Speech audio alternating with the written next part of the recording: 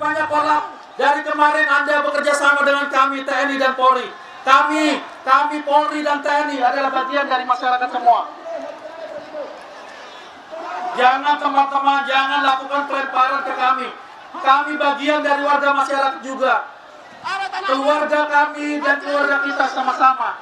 Terima kasih Pak Ustadz Jumur. Terima kasih Pak Ustadz Bernard. Terima kasih para ustadz dan kiai, tokoh agama, tokoh masyarakat yang membantu ini. 22 Mei, sesaat setelah waktu berbuka puasa, aksi di depan kantor Bawaslu yang mulanya kondusif kembali ricuh. Aksi massa yang sudah tenang kembali tersulut provokasi segelintir orang. Upaya persuasif terus dilakukan polisi untuk menenangkan massa. Massa pun kembali tenang dan bersolawat bersama.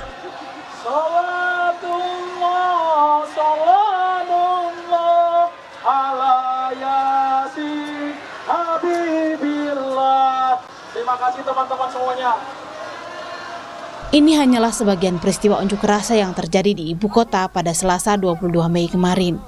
Sebenarnya, unjuk rasa sudah dimulai sejak Senin malam.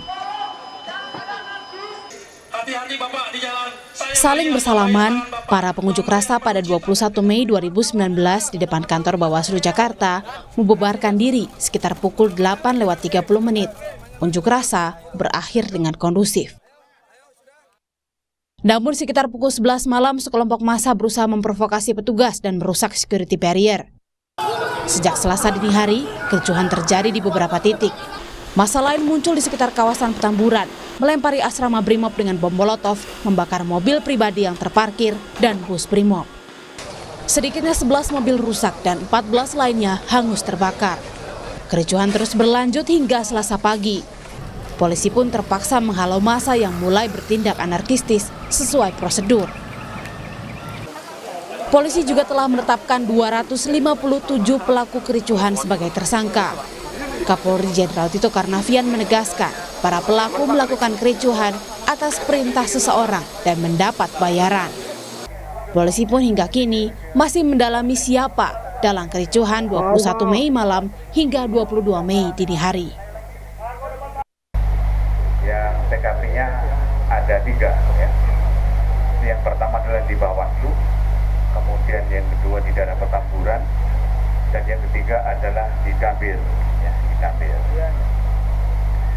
Dari 3 TKP tersebut, ya, setelah kita lakukan penangkapan ya, terhadap orang-orang atau kelompok massa ini ya, massa yang melakukan rusuh ya, ini ada dari 3 TKP ini ada 257 tersangka, ya, tersangka yang membuat kerusuhan ini ya.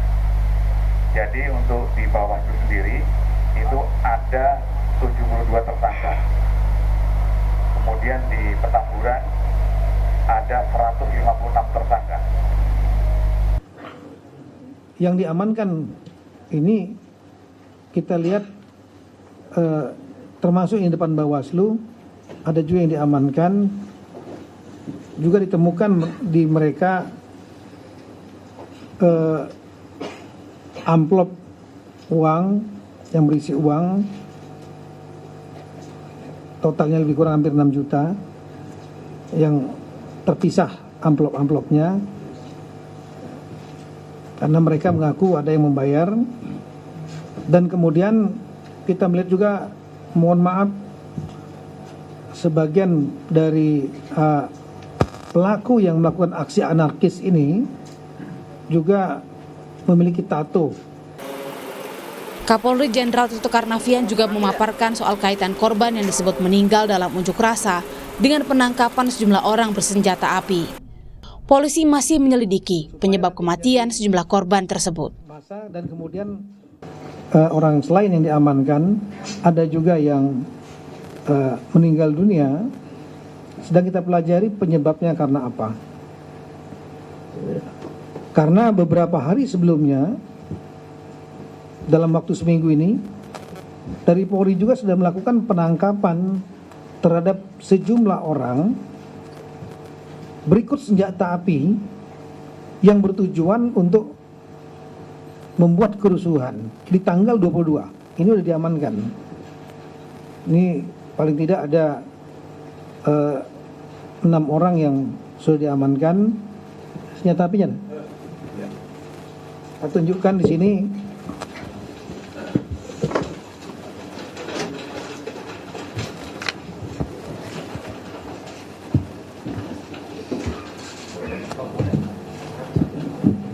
Ya, ini senjata panjang, ini jenis M4 ya.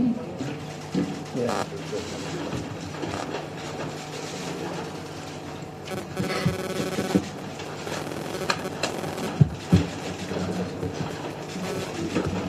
Yang dilengkapi dengan peredam.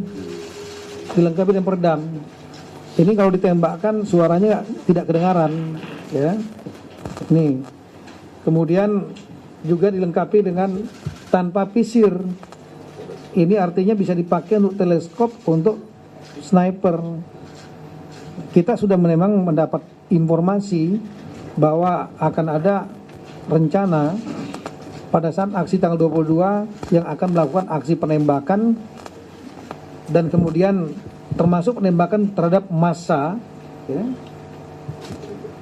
supaya nanti menjadi massa dan kemudian diciptakan martir, seolah-olah yang melakukannya adalah dari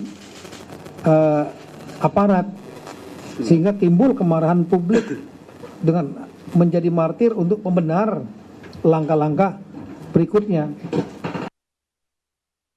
Setiap warga berhak melakukan unjuk rasa, karena unjuk rasa atau demonstrasi diatur dalam undang-undang. Meski begitu, setiap unjuk rasa harus sesuai dengan Undang-Undang Nomor 9 Tahun 1998 tentang kemerdekaan menyampaikan pendapat di muka umum. Jika ada syarat yang dilanggar, pihak berwenang berhak untuk membubarkan pelaksanaan unjuk rasa tersebut, tentu dengan cara yang persuasif dan memperhatikan eskalasi situasi demonstrasi. Tim Liputan, Kompas TV, Jakarta.